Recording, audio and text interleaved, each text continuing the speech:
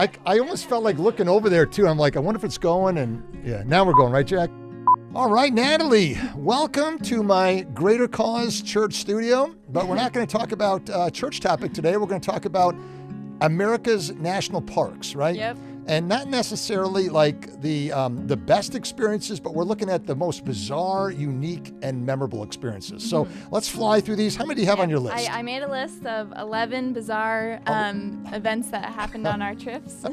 All right. And our first trip was back in 2013, I think. Right? Yeah. And I think you said your first one is from that trip, isn't it?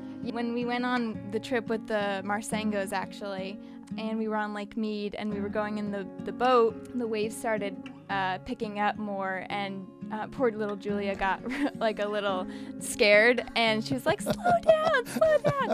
And then you just go, the moment she said slow down, that was the worst thing to tell me.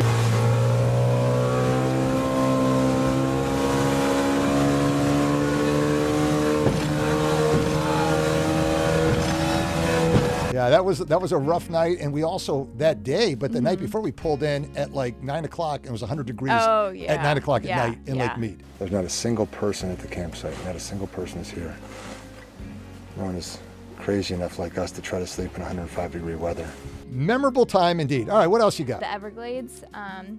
When I almost stepped on that snake. Oh, how can I forget that? It was like really dark, and I was headed to the bathroom, and it was like through this like brush, and I just like, thank goodness I shined the light on it real fast.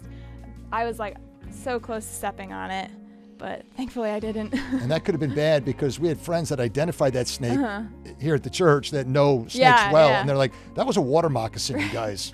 That was a cottonmouth, you know, so yeah, it could have been bad, but the fact that you saw that late at night, and I was able to run back, get the camera, get that on video, but scary experience. Very bizarre too. That was scary, wasn't it? Yeah, but he's gone. He's moved on. The third one I have was when we met the Atticus Project. Oh, yeah. When we were in Dry Tortugas, and we ran into this nice couple, got talking with them, and they're like, oh yeah, we have a YouTube channel. And then we got back home and looked them up, and they were like pretty famous people. They're big YouTube stars, yeah. Welcome aboard Atticus. Atticus. What a sweet name. Atticus. What does that mean? Named it after the character from To Kill a Mockingbird. Oh, yeah, I read that book. Thank goodness we ran into them, because as we were leaving Loggerhead on our kayaks, we had like a 3-mile trip back to Garden Key, and the waves were picking up, and it was like getting pretty rough, and they gave us a tow back. And I tell you what, right now this is a lot better than paddling all the way back to that island. We are enjoying this ride with our new friends. Good time. This is life, guys. This is what it's about right here. You got it. We tried to do it ourselves, and a wave capsized our kayak. Everything went out. Remember that? We had to pull everything back up on the beach. We had sand all over us. Yeah. And then, they were nice people. Yeah. Nice people. How about, I'm sorry to interrupt you, but how about the time also at Dry Tortugas when you got stung by the Portuguese man of war? Yeah. Do you remember that? I do remember that. That was very painful. But it was just a little sting, but the rangers there were so nice. They brought me inside and like gave me, I think, like juice or something. It was a good taste of the air conditioning too, because on the island there's no it was just hot. AC except for in their station. Yeah, we were there for 4 days, 3 nights, I think. So that was a lot of sunshine. Yeah. Over that amount of time. Yeah. Yeah. That was a lot of fun. How about the boat ride out there? And then you did, when you did push-ups with the first mate. That was crazy. All right, what else you got? I have the bikers at Fort Point sign. That was just weird, wasn't it? Yeah. That was strange. You were doing your welcome, your introduction, like, welcome to Fort Point. And then you're like, guys, want to join in? And I was like, what's going on? Come on, big man, you can join us. Come on in, man. Come on in. I don't want to wait. All right, here we go. I don't want my pink. All right, here we go. All right. Come on in. Come on in. It's family. Oh, don't block the sign, buddy. Here we go. All right. I'm here with my new friends. We're in San Francisco. Where we at, Natalie? San Quentin. Fort Point. Woo! Yeah. Thanks, guys. Thank you. The next one I have was at the gunshot that same trip that we heard at the campsite. That sounded like a gunshot. Oh boy. And it was like we were already really scared because, well, I was scared because we couldn't find our campsite. I just realized that we are at a walk-in site, according to the gentleman at the gate, 80-yard walk. Always sounds nice when you book it, but when you come in late and it's pitch black outside, never a great idea. And we ran into these people in an RV, and they were scary, and They were kind of creepy. yeah. There's a van right up here. In the middle of nowhere. I'm totally freaking out. I asked those guys where Site 13 was. They didn't respond to me. This is creepy. Natalie, I don't know what to do. That was weird. Those guys up there were strange. It's weird when you walk through the dark and all of a sudden you see a bunch of people sitting around an old camper with a candle burning. Is that our site right down there in the woods? I really hope not. It was like 4 people sitting outside around a table with one candle in the middle. Uh-huh. And I asked them for directions, and they all looked at me and didn't say a word. Yeah. And then the gunshot. So, yeah. But very nice Very campground. strange night. Strange night. Another one I have was the parking at John Muir. You remember that? Yeah. How can I forget that one? We were going to just walk around the park or something. And John then, Muir National Monument Yeah. near San Francisco. We're a good mile out at this point, and it's still bumper to bumper cars. What is going on today? Maybe it's his birthday. You think it's John Muir's birthday? Look at this. There's nowhere to park. Yeah, and we drove around for I don't even know how long, like half hour trying to find a spot. And then we were on our way out, and the guy calls. What does he say? He's like, why can't we find a spot? And he goes, summer love.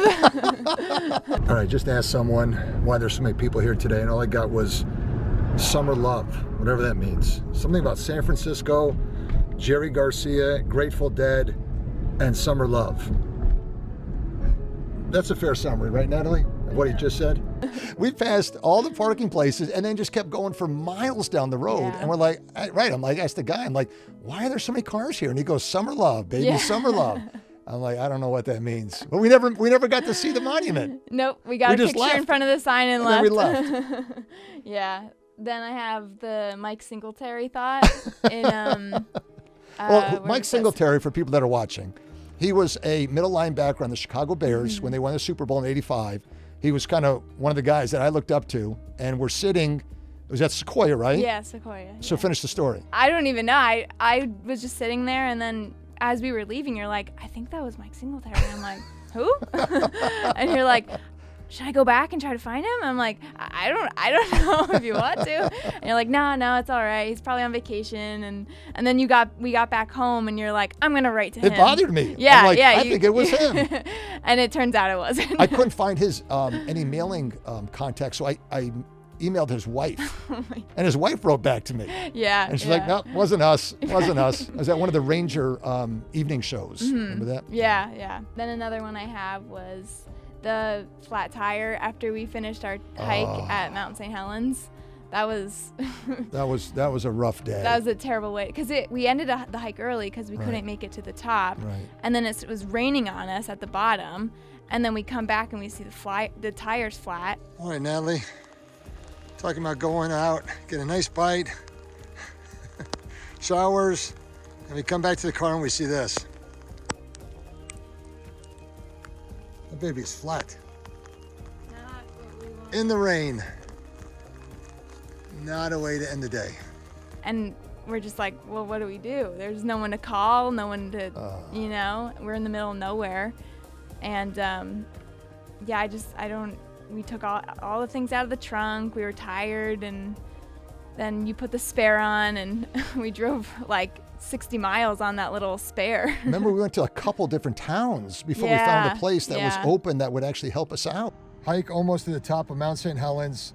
Super tired when you get done. All you want to do is get back, dry off our clothes, and get to sleep. We get back to our car in the parking lot, and it has a flat tire. So there we are now. We're dead tired. Pouring rain, freezing rain on us. We changed the tire. We go to the first town with that little donut tire on it. Nothing there. That is open on a Sunday night. Go to the second town. They're too busy to get us in. Finally go to the third town after driving about an hour on the highway with that little tiny spare tire. And these guys get us in. We wait about an hour, hour and a half here. And it had to be replaced, right? The whole tire had to be replaced. So something happened to it. We're not sure what. Probably a nail, he says, that went in at an angle. But hey, tire's been repaired. $300 later. Hopefully the car rental company will pick up that bill for us. And we have about a 2-hour drive now to Mount Rainier. Let's hope for better things tomorrow. We are not in cell service range. We're pretty far away from everything else. We're down here in... That was a rough... And it started off not too well the day before when I tripped on the toy wheelbarrow at Ace Hardware, right? Yeah. I felt so bad for you. Oh, that was painful. That was embarrassing too. I was, maybe I should have reported it, but I was just so humiliated by this thing. Where were we? We were at Ace Hardware, and there was like a little tiny wheelbarrow sticking out of the aisle. The handles were. The little handle, and it was just all of a sudden, bam! And I'm like, what happened? And you're like, the wheelbarrow's like flying. I remember we were in Subway, and I'm like, I'm in a lot of pain right now, Natalie. All right, what else you got? Yeah, the last one that I have is when we were at the Grand Canyon. And good one to end with. It was our first trip, my first trip, and I was convinced I had the stomach bug. We might hike down to the bottom tonight, but at like around 4, but we might not because I have a stomach bug, so it depends on how I'm feeling. Which I might have had, I don't know. I was just having stomach problems, and I was like, but it became a joke throughout the trip. Like, I can't do that. I have the stomach bug.